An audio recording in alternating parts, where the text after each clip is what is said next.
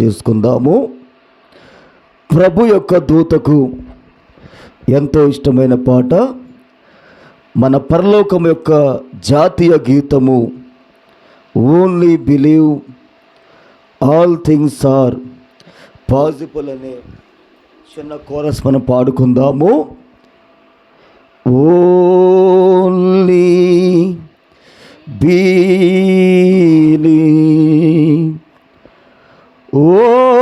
only believe all things are possible. Only believe. కేవలము నమ్ముము, కేవలము నమ్ముము, నమ్మువానికి సమస్తము సాధ్యము. Jesus is here, my Jesus is here, and all things are possible. Only believe. Amen. మంచిది. అలాగే లేచి నిలబడి ఉండగా ఈ మధ్యాహ్న కాల సమయములో పరిశుద్ధ గ్రంథములో ఉంచి దేవుని యొక్క వాక్యం చదువుకుందాము. సంఖ్యాకాండము 14వ అధ్యాయము 37 నుంచి వరుసగా చదువుకుందాము. సంఖ్యాకాండము 14వ అధ్యాయము 37వ వచనం నుంచి వరుసగా చదువుకుందాము. అనగా ఆ దేశముని గురించి చెడ్డ సమాచారము చెప్పిన మనుషులు యెహోవా సన్నిధిని తెగులు చేత చనిపోయిరి. అయితే ఆ దేశమును సంచరించి చూచిన మనుషులలో నూను కుమారుడగు యెహోషువాయు, యెఫెన్నె కుమారుడగు కాలేబును బ్రతికిరి. మోషే ఇశ్రాయేలందరితో ఆ మాటలు చెప్పగా ఆ జనులు చాలా దుఃఖించిరి. వారు ఉదయమున లేచి ఆ కొండ మీదకెక్కి చిత్తమండి, మేము పాపము చేసిన వారము, యెహోవా చెప్పిన స్థలమునకు వెళ్ళుదము అనిరి. అప్పుడు మోషే, ఇది ఏలా? మీరు యెహోవా మాట మీరుచున్నారేమి? అది కొనసాగదు. యెహోవా మీ మధ్యను లేడు గనుక మీ శత్రువుల ఎదుట హతము చేయబడుదురు. మీరు సాగిపోకుడి. ఏలయనగా అమాలేకీయులు, కనానీయులు మీకంటే ముందుగా అక్కడికి చేరి ఉన్నారు. మీరు ఖడ్గము చేత కూలుదురు. మీరు యెహోవాను అనుసరించుట మానితిరి గనుక ఇక యెహోవా మీకు తోడై ఉండడని చెప్పాను. అయితే వారు మూర్ఖించి ఆ కొండ పైకెక్కిపోయిరి. అయినను యెహోవా నిబంధన మందసమైనను మోషే ఆయనను పాలములో నుండి బయలు వెళ్ళలేదు. అప్పుడు ఆ కొండ మీద నివాసముగా ఉన్న అమాలేకీలను, కనానీయులను దిగి వచ్చిన వారిని కొట్టి హోర్మా వరకు వారిని తరిమి హతము చేసిరి. దేవుడి లేఖన భాగము దీవించునుగాక. చిన్న ప్రార్థన చేసుకుందాం. అత్యంత కృప కనికరము కలిగిన మా గొప్ప యేసయ్య, ఈ మధ్యాహ్న కాల సమయములో మరొక్కసారి మీకు లెక్కలేని వందనములు, స్తుతులు, స్తోత్రములు. నీ వాక్య భాగమును మీరు దీవించండి, ఆశీర్వదించండి. నీ లేఖనములోంచి ప్రభువా నీ వాక్యమైన రొట్టెను ఈ మధ్యాహ్న కాల సమయములో మాకు విరవమని ప్రార్థిస్తున్నాం ప్రభువా. ఇక్కడ కూడి వచ్చిన ప్రతి ఒక్కరిని కూడా మీరు దీవించండి, ఆశీర్వదించమని ప్రార్థిస్తున్నాము. తండ్రి, నాకు మంచి బలమును, శక్తిని, ఆరోగ్యము దయచేయండి. నీ బలమైన వాక్శక్తి నాకు దయచేసి దేవా, ఈ మధ్యాహ్న కాల సమయములో నీ యొక్క సిలువ చాటును మరుగు చేసి నీ వాక్యమును బలముగా మాకు ఇమ్మని ప్రార్థిస్తున్నాము. నీ అభిషేకము మాకు దయచేయమని, నీ పరిశుద్ధాత్మను మా మధ్యలో మీరు ఉంచమని ప్రార్థిస్తున్నాము. సమస్తమైన ఘనత, మహిమ, ప్రభావములు మీరు మాత్రమే పొందుకోమని యేసుక్రీస్తు నామములోనే ప్రార్థించి అడిగి వేడుకొనుచున్నాము. ఆమేన్. మంచి దయచేసి కూర్చోనండి. మంచిది. ఈ యొక్క మధ్యాహ్న కాల సమయములో మరి దేవుని యొక్క మందిరములో మరి కూడి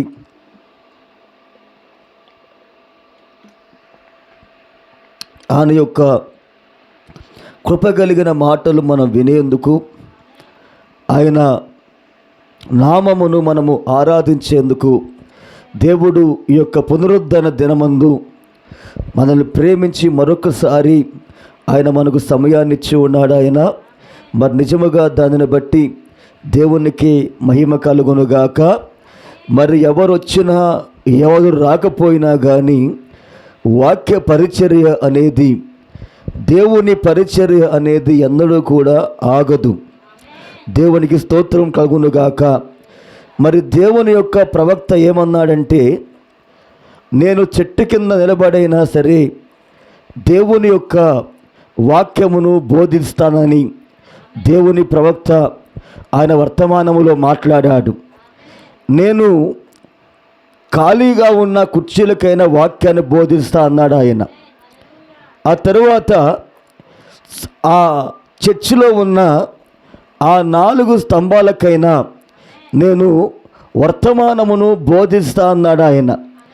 ఎందుకంటే బాప్తిసమిచ్చి యోహాను ఏమన్నాడంటే, మీరు గనుక దేవుణ్ణి ఆరాధించడం మానేస్తే దేవుడు అబ్రహాముకు ఈ రాళ్ల వలన పిల్లల్ని పుట్టిస్తాడని దేవుడు ఆయన ప్రవక్త అయిన బాప్తిసమిచ్చి యోహాను ద్వారా మాట్లాడాడు ఆయన. కాబట్టి దేవుడు ఎల్లప్పుడూ కూడా ప్రతి కాలములో ఆయనను ఆరాధించే వారిని తప్పకుండా కలిగి ఉంటాడు ఆయన. అలాగే ఆయనను వెంబడించే వాళ్ళని, ఆయన వాక్యమును వినేవాళ్ళని, ఆయనను ఆరాధించే వారిని దేవుడు ప్రతి కాలములో కూడా కలిగి ఉంటాడు. దేవుడు ఆయన పిల్లలను కలిగి లేకుండా ఏ కాలము కూడా లేదు. దేవుని వాక్య పక్షముగా నిలబడే ఒక చిన్న మందను దేవుడు ప్రతి కాలములో కూడా ఆయన కలిగి ఉన్నాడు. అలాగే ఈ చివరి సంఘ కాలములో కూడా దేవుని యొక్క వాక్యమును విని, ఆ వాక్యమును వెంబడించి, ఆ వాక్య పక్షముగా నిలబడే ఒక చిన్న మందను దేవుడు ఈ చివరి కాలములో కూడా ఆయన కలిగి ఉన్నాడు. ఆయన దేవుడు ఎల్లప్పుడూ కూడా తన వర్తమానము గురించి, తన వాక్యము గురించి సాక్ష్యం ఇచ్చేందుకు ఎల్లప్పుడూ కూడా కొంతమంది సాక్షులను ఆయన కలిగి ఉంటాడు. సాక్షులను కలిగి లేకుండా దేవుడు లేడు. ఆయన ప్రతి కాలములో కూడా ఆయన వర్తమానము గురించి, ఆయన యొక్క వాక్యమును గురించి సాక్ష్యమిచ్చే వాళ్ళను దేవుడు ప్రతి కాలములో కూడా కలిగి ఉన్నాడు ఆయన. దేవునికి స్తోత్రం కలుగునుగాక.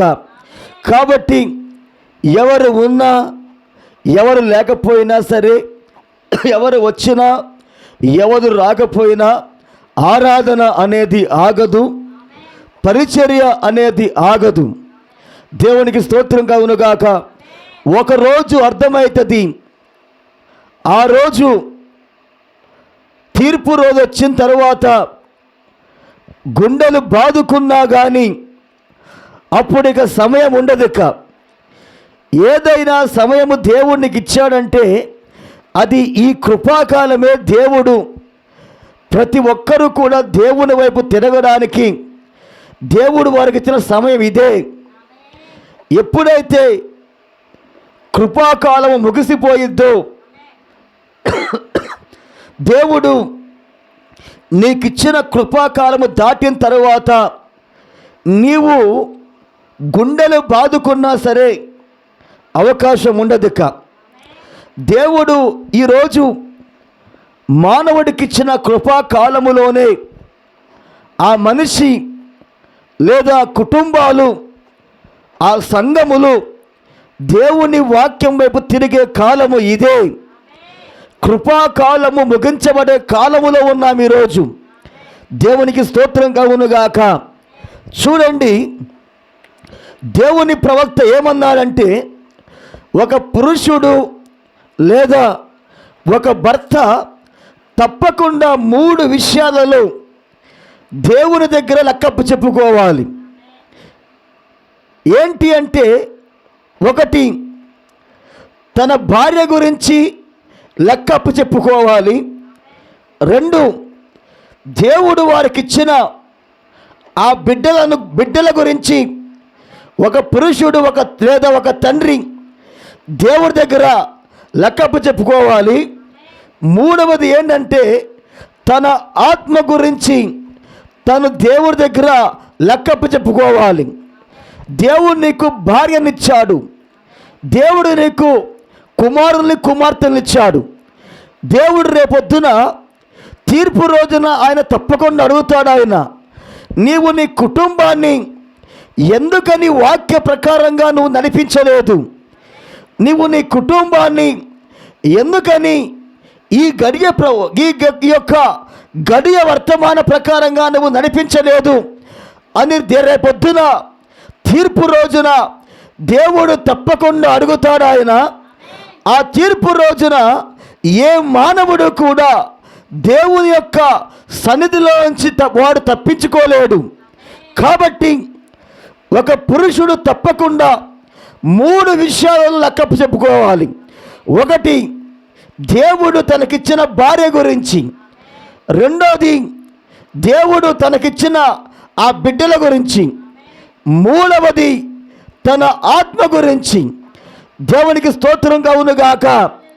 ఎందుకంటే ఒక పురుషుడు లేదా ఒక భర్త, ఒక నిజమైన పురుషుడు, ఒక దేవుని కుమారుడు ఎల్లప్పుడూ కూడా తన కుటుంబాన్ని కష్టమైనా సరే, అది నష్టమైనా సరే, అది ఎలాంటి పరిస్థితి అయినా సరే, తన కుటుంబాన్ని ఎల్లప్పుడూ కూడా వాక్యములో పెడతాడు. వాక్య క్రమ ప్రకారంగా పెంచుతాడు ఆ వ్యక్తి. హల్లెలూయా. ఎవరు అలా చేసేదంటే ఒక నిజమైన విశ్వాసి. హల్లెలూయా. కాబట్టి ఎవరు కూడా రేపు తీర్పు రోజున దేవుని నుంచి తప్పించుకోలేరు. నువ్వు మనుషుల్ని వటారించవచ్చు, మనుషుల దగ్గర బొంకవచ్చు, కానీ దేవుని చేతిలో నుంచి ఏ మానవుడు కూడా తప్పించుకోలేడు. కాబట్టి ఒక పురుషుడు తన కుటుంబాన్ని గనుక సరి అయిన వాక్య మార్గములో నడిపించకపోతే రేపొద్దున వారందరి రక్తపరాధం అనేది ఆ భర్త మీదనే ఉంటుంది. రేపొద్దున ఆ కుటుంబము యొక్క రక్తము యొక్క అపరాధం అనేది ఆ భర్త మీద లేదా ఆ తండ్రి మీదే ఉంటుంది.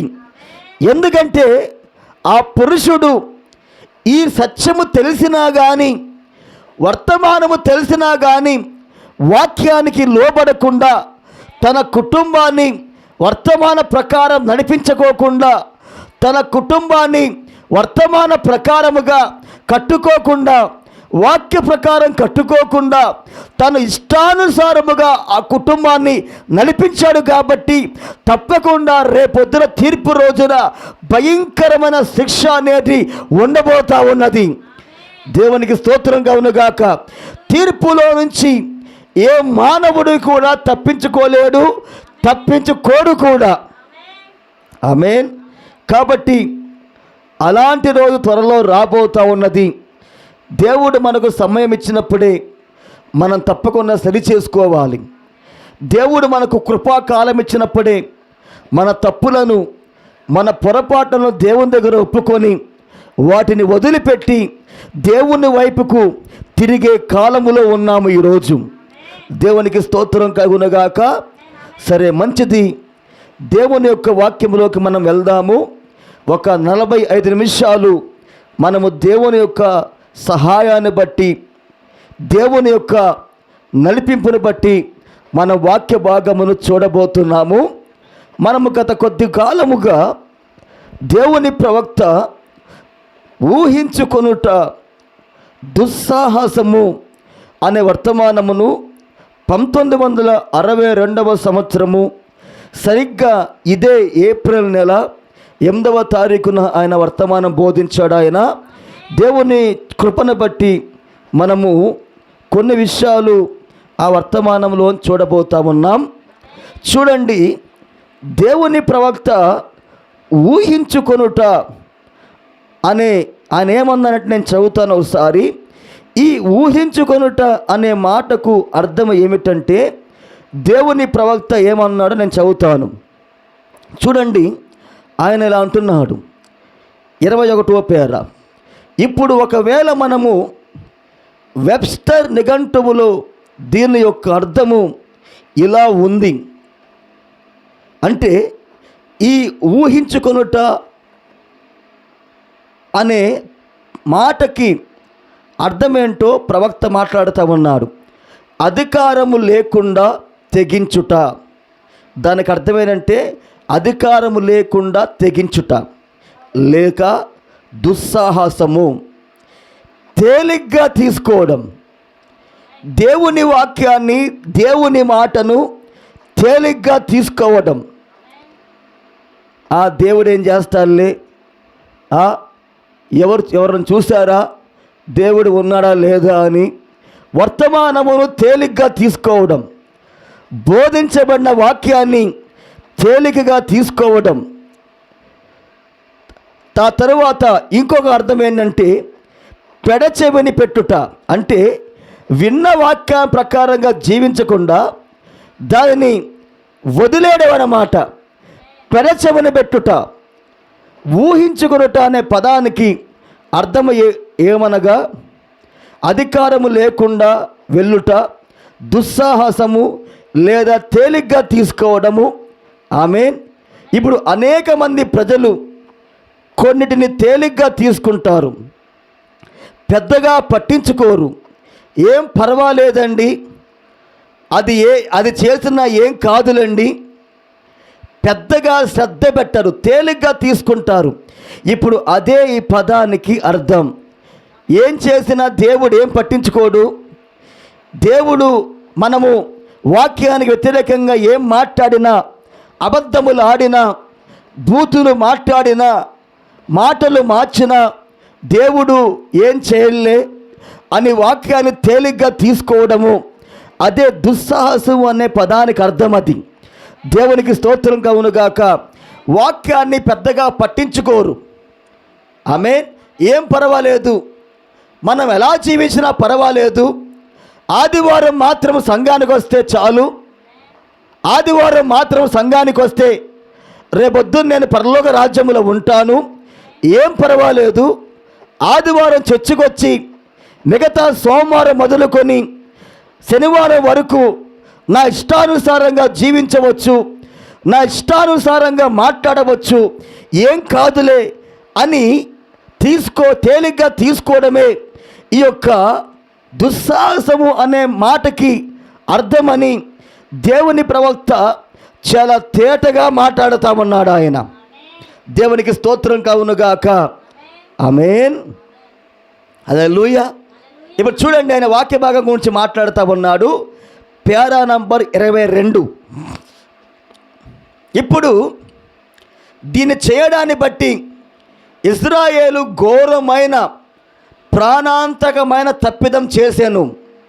దేవునికి స్తోత్రం కలుగునుగాక. మనం చదువుకున్నాం కదా లేఖన భాగం అనేది.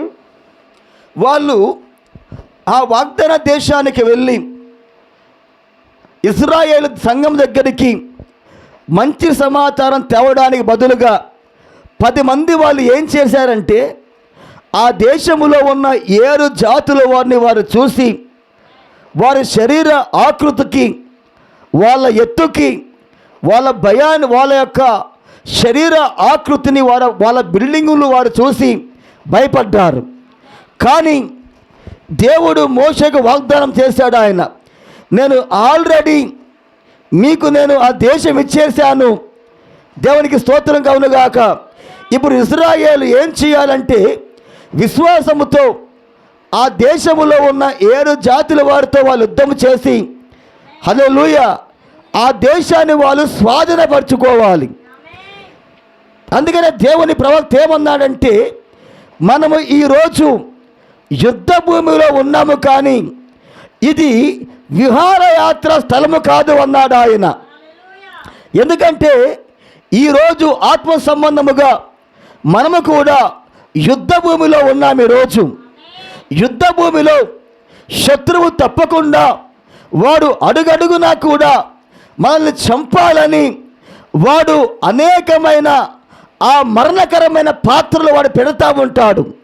కాబట్టి ప్రతి అంగుళము కోసము కూడా మనము తప్పకుండా శత్రువుతో పోరాడి ఈరోజు మనము కూడా ఆ దేవుని యొక్క వాగ్దానమును స్వాధీనపరుచుకునే కాలములో ఉన్నాము. ఈరోజు మనం చూడాల్సింది, శత్రువు ఎంత పెద్దవాడైనా కావచ్చు, వాడు ఎంత తెలివి గలవాడైనా కావచ్చు, కానీ దేవుడు ఒకే ఒక మాట అన్నాడు. ఆయన మీలో ఉన్నవాడు లోకములో ఉన్నవాడి కంటే గొప్పవాడై ఉన్నాడు.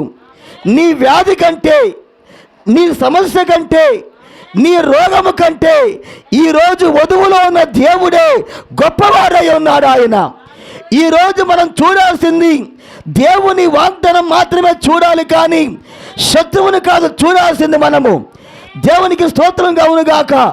దావీదులో ఉన్నవాడు, ఆమేన్, గొల్యాతు కంటే గొప్పవాడు. యెహోషువతో ఉన్నవాడు, అదిగో ఎరికో కోటగోళ్ళ కంటే గొప్ప దేవుడై ఉన్నాడు ఆయన. మోషేలో ఉన్నవాడు, ఆ యొక్క 7 జాతుల వారి కంటే గొప్ప దేవుడై ఉన్నాడు ఆయన. ఈరోజు వధువులో ఉన్న దేవుడు నీ వ్యాధి కంటే, నీ సమస్య కంటే, హల్లెలూయా, నీ యొక్క ఆర్థిక సమస్య కంటే, నీ రోగము కంటే మన దేవుడు గొప్ప దేవుడై ఉన్నాడు ఆయన.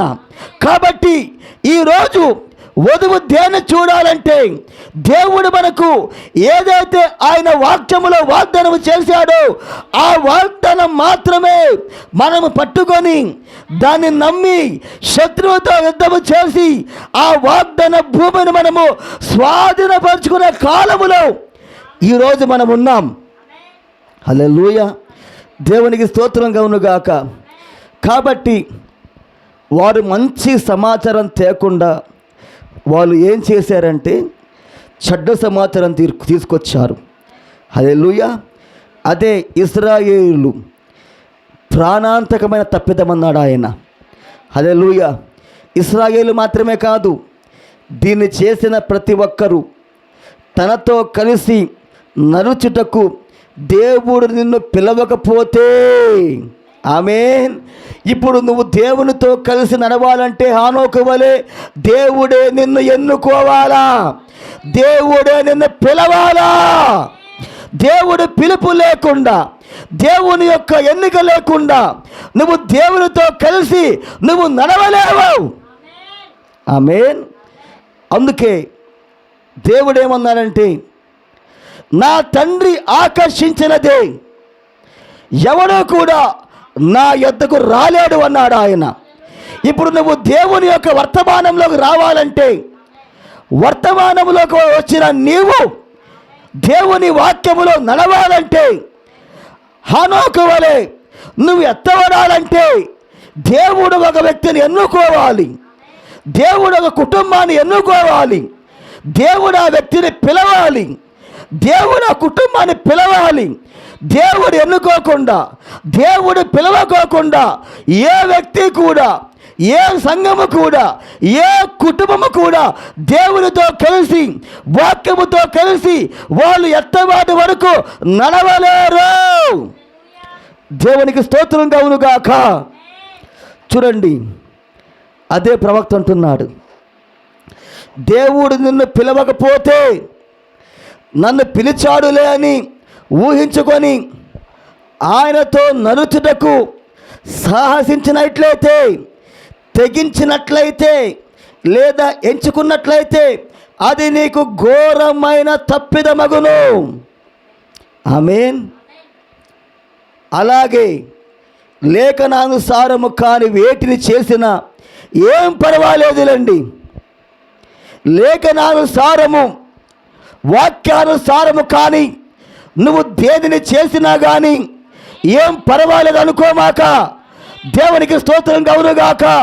దేవుడు నీకు ఒక సంఘాన్ని ఇచ్చినప్పుడు, దేవుడు ఆ సంఘానికి దేవుడు ఎన్నిక కలిగిన, దేవుడు పిలుపు కలిగిన ఒక సేవకుడిని, ఒక పాస్టర్ని దేవుడు నీకు ఇచ్చినప్పుడు ఆ సంఘం ఏం చేయాలంటే దేవుని వాక్యానికి వాళ్ళు లోబడాలి. దేవుడు మీతో మాట్లాడినప్పుడు ఆ వాక్య ప్రకారముగా మీ జీవితం ఉన్నదా లేదా అని దాన్ని సరిచూసుకోవాలా.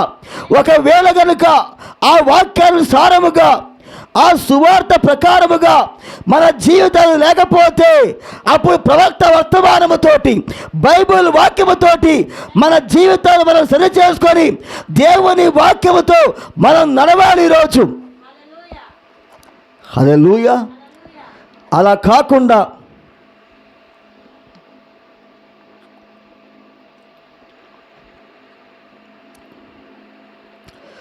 కాకుండా దేవుడు ఎప్పుడైతే ఆయన వాక్యము ద్వారా సంఘాన్ని గద్దించాడో అప్పుడు కొంతమంది ఏం చేస్తారంటే సంఘాన్ని వదిలిపెట్టి దేవుని వాక్యపక్షముగా లేకుండా వారు బయటికి వెళ్ళిపోతారు. హల్లెలూయా. బయటికి వెళ్ళిపోయి వాక్యాన్ని వదిలిపెట్టి వాళ్ళ సొంత ఆలోచనలు చేస్తూ ఉంటారు. ఏంటి ఆ ఆలోచన అంటే, మనము ఇంటి దగ్గర కూడుకుంటే ఆయన దేవుడు కాదా? మన ప్రార్థన దేవుడు వినడంటావా? ఆయన కృపామయుడు, ఆయన దయామయుడు, ఆయన కరుణ కలిగిన దేవుడు ఆయన అని ఇలాంటి దయ్యం ఏం చేసిద్దంటే ఆ భ్రమపరిచే మాటలు చెప్పి వాక్యానికి వాళ్ళు వ్యతిరేకంగా పోతూ ఉంటారు. ప్రవక్త ఇక్కడ ఏమంటున్నాడంటే, అలాగే లేఖనానుసారము కాని వాటిని చేసినా ఏం పర్వాలేదు, అసలు అది ఎంత మాత్రము తప్పు కాదులే అని భావిస్తే దేవుడు ఎంత మాత్రమే కూడా ఆయన వదిలిపెట్టడు. నువ్వు ఆదివారం రోజున నువ్వు సంఘానికి వచ్చి నువ్వు దేవుణ్ణి ఆరాధించాలా. సంఘములో ఏ రోజైనా సరే ప్రత్యేకమైన కూటం ఉన్నప్పుడు నువ్వు సంఘానికి వచ్చి నీ సహోదరులతో కలిసి నువ్వు దేవుణ్ణి ఆరాధించాలి. ప్రవక్త ఏమన్నాడు? నిజంగా నీ హృదయము లోపల దేవుడు ఉంటే ఎప్పుడెప్పుడు చర్చి యొక్క తలుపులు తెరుస్తారా అని నువ్వు ఎప్పుడు ఎదురు చూస్తూ ఉంటావు. ఇంటి దగ్గర కూర్చోవు అని దేవుని ప్రవక్త మాట్లాడాడు. ఆయన ఈరోజు సంఘానికి రాకుండా, దేవుని వాక్యానికి లోబడకుండా, దేవుని వాక్యానికి లేఖనానికి మీరు వ్యతిరేకంగా వెళ్తా ఉంటే దేవుడు ఎన్నడూ కూడా ఆయన ఊరుకోడు. ఆయన ఇంట్లో కూర్చుందాం, ఇంట్లో కూర్చుంటే ప్రార్థన కాదా? ఆయన వాగ్దానం చేశాడు కదా, 2-3 ఎక్కడైతే ఉంటారో అక్కడ ఉంటానని. హలో, దేవుడు నీకు సంఘం ఇచ్చినప్పుడు, దేవుడు నీ ప్రాంతానికి ఒక దేవుని పిలుపు కలిగిన పాస్టర్ని పంపించినప్పుడు నువ్వు తప్పకుండా ఆ సంఘానికి వెళ్ళాలి. నువ్వు తప్పకుండా దేవుడు ఆ పాస్టర్ ద్వారా బోధించే వర్తమానం నువ్వు వినాలా. హల్లెలూయా. నువ్వు తప్పకుండా దేవుడు నీ కోసము ఏ ఏ విధులైతే చెయ్యాలని కేటాయించాడో తప్పకుండా ఆ విధులు, తప్పకుండా ఆ వాక్య క్రమాన్ని ఒక వ్యక్తి పాటించాలి. అలా కాకుండా ఇంట్లోనే ప్రార్థన చేసుకుందాం, టేపులు వేసుకుందాం, వర్తమానాలు విందాము, మనమే ఆరాధించుకుందాము, దేవుడు ఏం చేస్తాడులే, దేవుడికి మన పరిస్థితి తెలియదా అని కనుక నువ్వు వెళ్ళావంటే అది దేవుని వాక్యానికి అది విరుద్ధమదే. ఏదైతే విత్తావో తప్పకుండా మీరు దాన్నే కోసుకుంటారు. దేవునికి స్తోత్రం కలుగుగాక. దేవుని వాక్యానికి వ్యతిరేకమైనది ఏది చేసినా అది పాపము, అతిక్రమమే పాపము. పాపము ద్వారా వచ్చే జీతము అది మరణమై ఉన్నది. ఏంటి? అదే ఆత్మీయ మరణం, అదే అగ్నిగుండం. అది దేవునికి స్తోత్రం కలుగుగాక. ఆమేన్. దేవుని వాక్యాన్ని తేలిగ్గా తీసుకోమాకండి. నువ్వు వాక్యముతో ఆటలాడితే దేవుడు ఆడితే ఆట ఎలా ఉండిద్దో చూస్తారు. ఆయన ఆడే ఆట మామూలుగా ఉండదు. నువ్వే ఆటగా మారిపోతావు. దేవునికి స్తోత్రంగా ఉన్నగాక. చక్రవర్తులే దేవుడు గడ్డి తినిపించాడు. ఆయన ప్రవక్తలు చెప్పిన మాటల్ని ఎప్పుడైతే ప్రవక్తలను రాజులు ఎదిరించారో, చక్రవర్తులు ఎదిరించారో, దేవుడు వారిని గడ్డి తినిపించాడు. ఆయన అదిగో పశువు యొక్క హృదయానికి ఇచ్చాడు. ఆయన అడవులో గడ్డి తిన్నారు వాళ్ళు అక్కడ. ఈరోజు సామాన్యమైన ప్రజలమైన మనమెంత? దేవునికి స్తోత్రంగా ఉన్నగాక. కాబట్టి దేవుని వాక్యానికి వ్యతిరేకంగా నువ్వు చేసుకొని వెళ్తా, ఆ దేవుడు ఏమనలే, దేవుడు కృపామయుడు, అసలు అది అంత మాత్రం తప్పు కాదులే అని భావించుకున్నావా? అధికారము లేకుండా వెళ్తే లేదా తేలిగ్గా తీసుకుంటే అది ఘోరమైన తప్పు అగును. ఆమేన్. దేవునికి మహిమ కలుగునుగాక. ఆమేన్. కాబట్టి వాక్యానికి మనం వ్యతిరేకంగా వెళ్ళకూడదు. దేవుడు ఏం చెప్పాడో ఆ వాక్యానికి లోబడేవాడే విశ్వాసి. వాక్యానికి లోబడని వాడే అవిశ్వాసి, వేషధారి వాడు. ఆమేన్. ఇప్పుడు చూడండి 23వ పేర, ఏం పర్వాలేదులే అని హవ్వ అనుకున్నది. హవ్వ ఏమనుకుందంటే ఏం పర్వాలేదు, దేవుడు జీవవృక్ష ఫలాన్ని ఇచ్చాడు. జీవవృక్షం ఎవరో కాదు, ఆయనే. అదే తోటలో మంచి చెడు తెలివితేటలు వచ్చే చెట్టు కూడా ఉంది అక్కడ. ఇప్పుడు అవ్వేమనుకుందంటే ఏం పర్వాలేదులే అని అనుకుంది. దుస్సాహసం చేసింది. ఈరోజు ఒక స్త్రీ సంఘానికి మాదిరిగా ఉన్నది. ఈరోజు దేవుడు ఏదైతే చేయొద్దని చెప్పాడో దానిని సంఘము చేయకూడదు. దేవునికి స్తోత్రం కలుగునుగాక. అవ్వ ఎప్పుడు కూడా తన భర్త అయిన ఆదాము మాట వినాలి. ఈరోజు కూడా ప్రవక్త ఏమన్నాడంటే ఆత్మ సంబంధముగా సంఘానికి ఆత్మీయ భర్త ఎవరంటే పాస్టర్ అన్నాడు ఆయన. ఇప్పుడు ఒక నిజమైన సేవకుడు, ఒక నిజమైన కాపరి ఏం చేస్తాడంటే తప్పకుండా సంఘానికి ఎప్పుడూ ప్రవక్త వర్తమానమునే బోధిస్తూ ఉంటాడు ఆయన. ఇప్పుడు సంఘం ఏం చేయాలంటే, ఇప్పుడు దేవుడు సేవకుల్లో ఉండి ఏదైతే ప్రవక్త వర్తమానమును బోధిస్తున్నాడో తప్పకుండా అవ్వ అనే ఈ సంఘము కూడా ఆ వాక్యానికి లోబడాలి. ఆమె లోబడుకోకుండా అవ్వలాగా ఈరోజు కూడా సంఘము ఏం కాదులే, ఆ పండు తింటే ఏం కాదులే అనుకుందామా. ఆమె అది తప్పు కాదులే అని ముందుకెళ్ళింది. ఈరోజు కూడా ఆత్మ సంబంధంగా సంఘము అదేం పెద్ద తప్పు కాదులే, మనము ఇలా చేస్తే తప్పు కాదులే, ఇలా మాట్లాడితే తప్పు కాదు, మనం చేసేది తప్పు కాదులే అని ముందుకెళ్తే జాతకమేను. ఎందుకంటే సాతాను ఆమెకు దానిని ఎంతో అందముగా చూపెట్టాడు. దెయ్యము చెప్పేది ఎప్పుడు కూడా అందముగా ఉంటుంది. వాడు ఒక అందమైన చిత్రాన్ని వేస్తాడు వాడు. ఆమేన్. అందుకనే వాక్యం ఏమందంటే అందము మోసకరము, సౌందర్యము వ్యర్థమై ఉన్నది. అవ్వ ముందల వాడు ఎప్పుడైతే ఒక అందమైన చిత్రాన్ని వేశాడో వాడి యొక్క అబద్ధపు మాటలు విని అవ్వ, ఆమె నిశ్చత్తములో ఉన్న ఆమెన్, మరణము లేని ఆమె వాడి యొక్క అబద్ధపు మాటలు నమ్మి ఆమె వాక్యములోంచి పడిపోయింది. ఆమె వాక్యములో నుంచి మరణములోకి పడిపోయింది. అవ్వ ఆ రోజు సాతాను యొక్క అబద్ధాన్ని నమ్మింది. ఆమె దేవుని వాక్యములో ఏమున్నది అంటే సాతానుడు వాడు అబద్ధీకుడై ఉన్నాడు, వాడు అబద్ధానికి తండ్రి అని దేవుడే స్వయంగా చెబుతా ఉన్నాడు. ఆయన వాడు అబద్ధికుడు, వాడు అబద్ధానికి తండ్రి.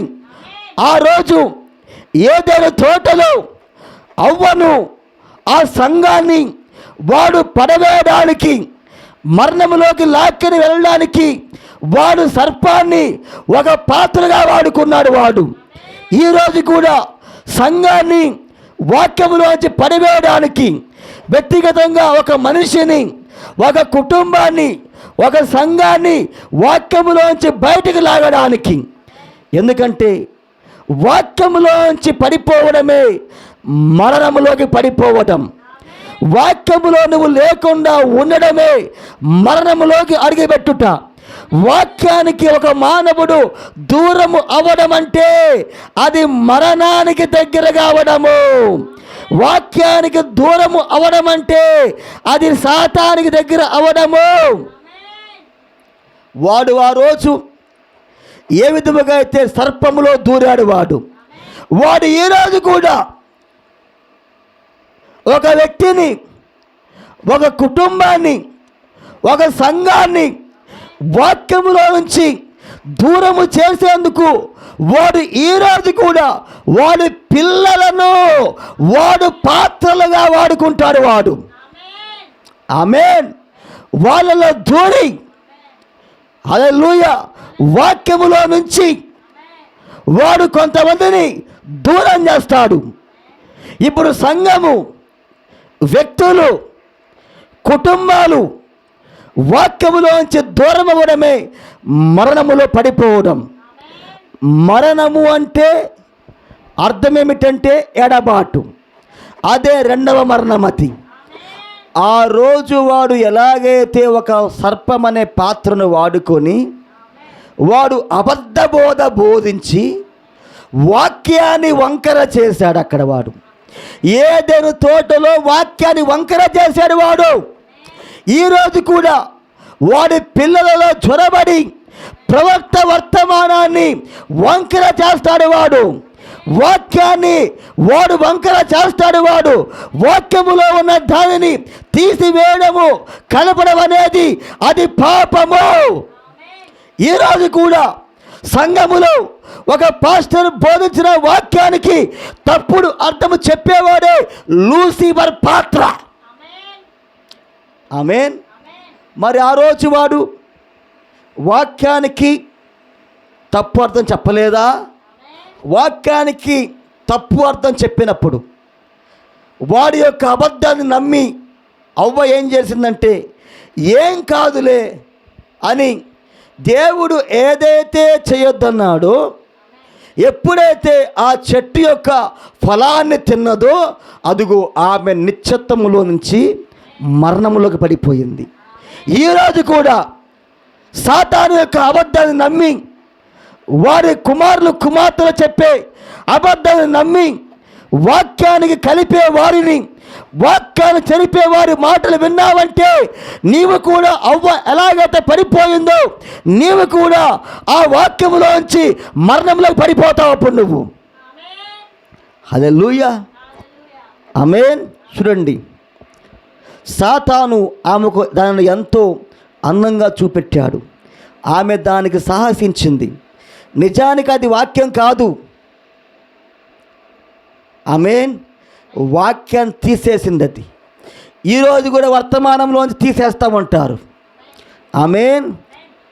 నీవు వాక్యముతో నిలిచి ఉండాలంటే నీవు అటువంటి వాటిని చేయకూడదు సుమా. ఈరోజు వాక్యములో ఒక వ్యక్తి నిలబడాలంటే, ఒక వ్యక్తి దేవుని రాజ్యం వెళ్ళాలంటే తప్పకుండా వాక్యము ఏదైతే చెయ్యొద్దు అని చెప్పిందో దానిని చెయ్యకూడదు. వాక్యాన్ని కలపకూడదు. వాక్యానికి ఏది తీయకూడదు. ఆమేన్. దాని నుండి ఒక్క అడుగు ముందుకెళ్ళొద్దు. దానితోనే నిలిచి ఉండము. వాక్యముతోనే నిలిచి ఉండు. ఒక్క అడుగు కూడా వాక్యములోంచి నువ్వు బయటికి పెట్టమాక. వాక్యములో నుంచి నువ్వు అడుగు బయట పెట్టడం అంటే అర్థం ఏంటంటే నువ్వు నిత్యత్వములో నుంచి దేవుని సన్నిధిలో నుంచి, దేవుని రాజ్యములో నుంచి నువ్వు మరణములో కలిగి పెడతా ఉన్నావు. అక్కడ వాడి అబద్ధాన్ని నమ్మి. ఆమేన్. దేవునికి స్తోత్రం కలుగునుగాక. చూడండి, దేవుని ప్రవక్త ఏమంటున్నాడంటే, దానితోనే నిలిచి ఉండము.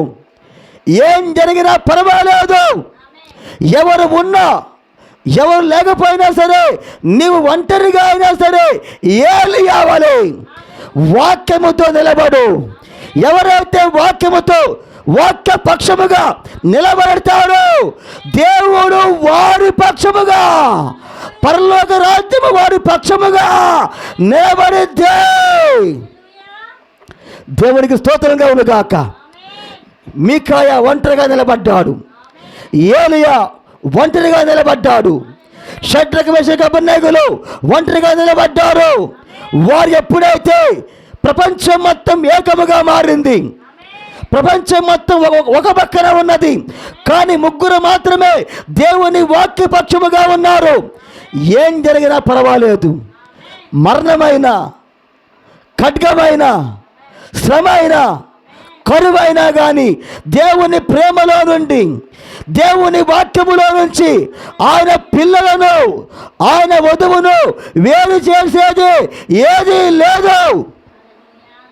హల్లెలూయా. షడ్రక్, మెషక్, అబేద్నెగోలు వారు ముగ్గురు మాత్రమే ఏం జరిగినా పర్వాలేదు, దేవుడు మమ్మల్ని కాపాడకపోయినా పర్వాలేదు, కానీ మేము దేవుని కోసం మరణిస్తామని దేవుని వాక్య పక్షముగా ఎప్పుడైతే వాళ్ళు నిలబడ్డారో వారి పక్షముగా పరలోక రాజ్యమే నిలబడింది. అక్కడ ఈరోజు కూడా ఎవరైతే వర్తమాన పక్షముగా ఒంటరిగా నిలబడతారో, ఎవరు ఉన్నా ఎవరు లేకపోయినా, హల్లెలూయా, ఎవరైతే ఒంటరిగా నిలబడతారో వారి పక్షముగా పరలోక రాజ్యమే నీ పక్షముగా నిలబడుతుంది. హల్లెలూయా. చూడండి, గుర్తు చేసుకుందాం. దాని నుండి ఒక్క అడుగు ముందుకెళ్ళొద్దు. వాక్యములో నుంచి దానితోనే నిలిచి ఉండము. వాక్యముతో మాత్రమే నిలబడు. ఏం జరిగినా పర్వాలేదు, నువ్వు నిలబడితే మరియు గుర్తుంచుకో, దేవుని కోసము అన్నీ చేసిన వాడు కేవలము దేవునితో మాత్రమే నిలిచి ఉంటాడు. దేవుని కోసం అన్నీ చేసినోడు కేవలము దేవునితో మాత్రమే నిలబడతాడు. నేనన్నా ఈ మాట ప్రవక్త అన్నాడు.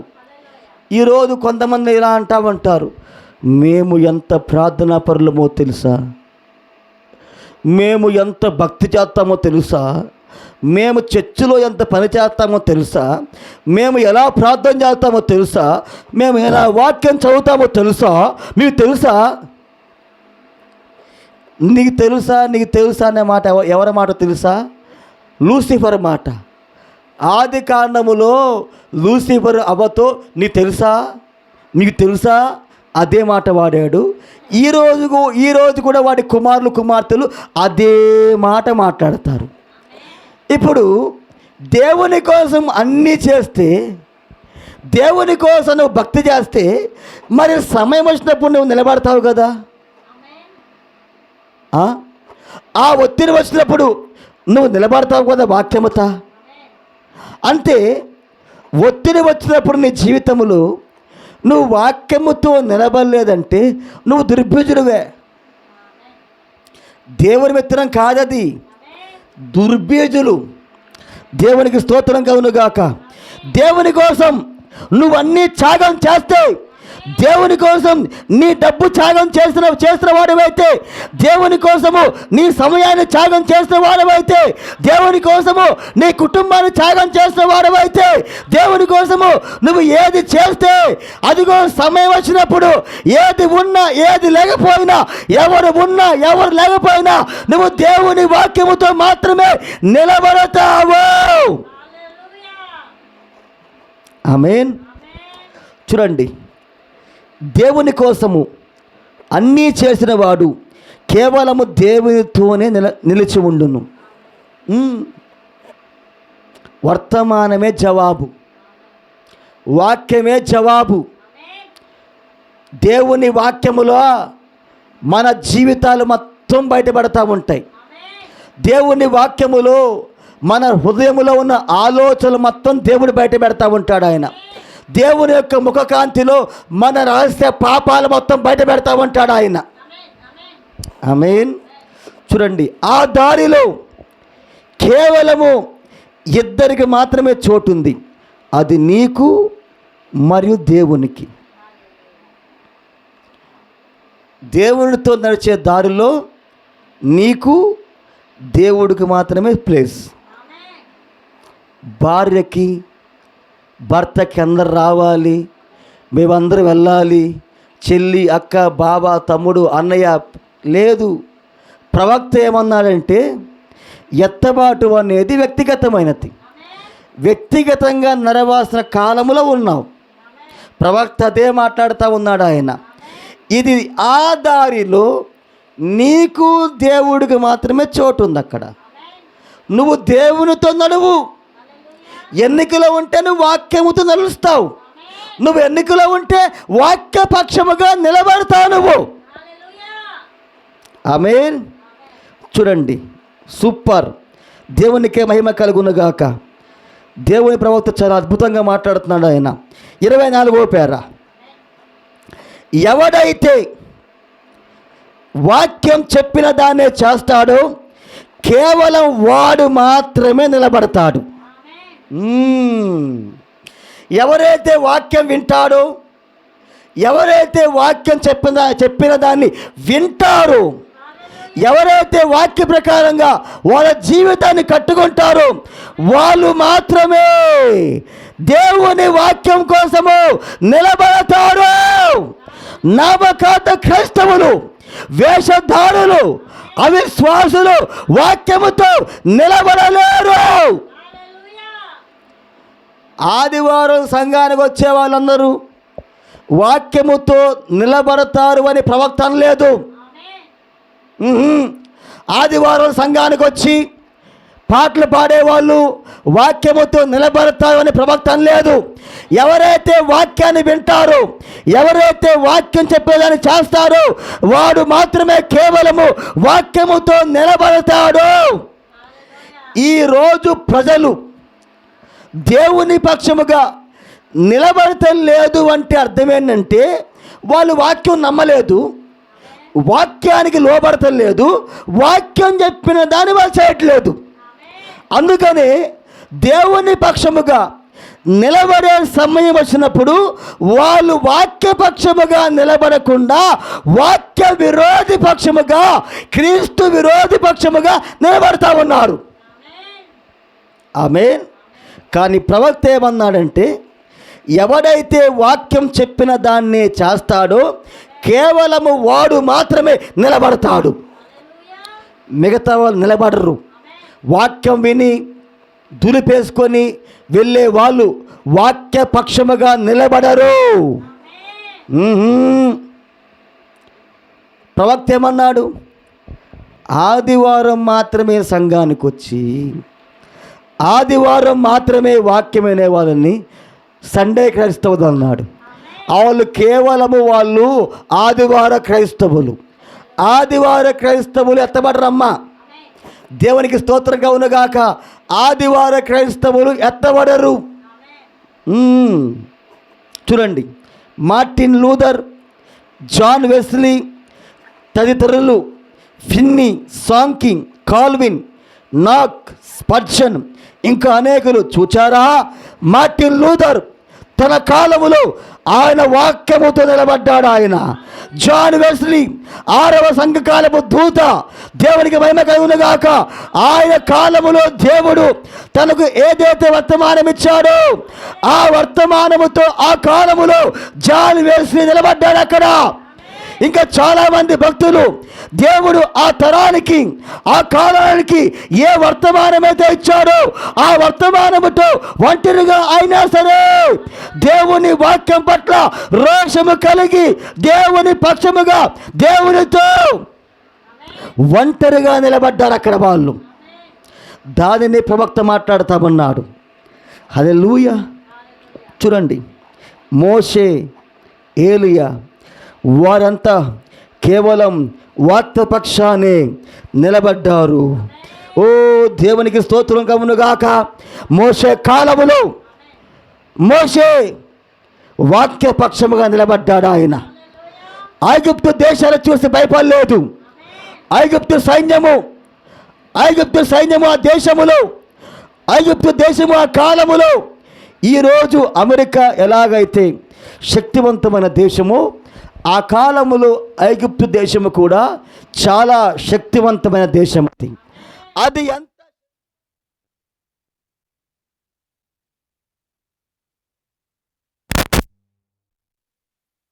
దేవునికి స్తోత్రం కలుగునుగాక. ఫరో ఎంత శక్తివంతుడైనా, ఫరో వెనకమాల ప్రపంచ శక్తే ఉన్నా గాని అదిగో మోషే ఒంటరిగా ఆయన దేవుని పక్షముగా నిలబడ్డాడు. దేవునికి స్తోత్రం కలుగునుగాక. ఆ రోజు ఏలియా ప్రవక్త కూడా అదిగో యెజబెలు ఏలియాను చంపుతా అని అది వాగ్దానం చేసింది అక్కడ. ఆమేన్. దేశం మొత్తము విగ్రహ ఆరాధనలో మునిగిపోయిన ఏలియా ఒక్కడే దేవుని పక్షముగా రోషము కలిగి నిలబడ్డా కాలములు. మరి ఈ రోజు ఇది ఏ వర్తమానం? ఇది ఏలియా వర్తమానం. ఇది నువ్వు నిజంగా ఏలియా వర్తమానం నమ్మితే, ఏలియా వలే, మన ప్రవక్త వలే, మిరియం రాణా వలే ఏలియా ఆత్మ దేవునికి స్తోత్రం కలుగునుగాక, నీవు కూడా ఒంటరిగా దేవుని పక్షముగా నిలబడతావు. ఇర్మియా వలే, మోషే వలే, ఏలియా వలే, యోషువ వలే, యెహెజ్కేలు వలే, మలాకి లాగా దేవునికి స్తోత్రం కలుగునుగాక, హోషేయ లాగా దేవుని పక్షముగా మాత్రమే నువ్వు నిలబడతావు. ఆమేన్. పరిస్థితి ఏదైనా, ఎవరు ఉన్నా ఎవరు లేకపోయినా, దేవుని కుమారుడు దేవుని కుమార్తె ఎల్లప్పుడూ దేవుని వాక్య పక్షముగా మాత్రమే నిలబడతారు. దేవునికి స్తోత్రం కలుగునుగాక. ఎవరు ఉన్నా ఎవరు లేకపోయినా కానీ దేవుని కుమారుడు దేవుని కుమార్తె వారు ఎల్లప్పుడూ కూడా దేవుని వాక్య పక్షముగా మాత్రమే నిలబడతారు వాళ్ళు. ఆమేన్. నోవాహు ఆ కాలములో దేవుని పక్షముగా నిలబడ్డాడు. ప్రపంచం మొత్తం ఒకవైపు ఉంటే నోవా ఒక్కడే దేవుని పక్షముగా ఉన్నాడు. నోవా ఒక్కడే ఆ కాలములో దేవునికి సాక్షిగా ఉన్నాడు. ప్రపంచం మొత్తము ఆ కాలములో నోవాహు పిచ్చివాడు.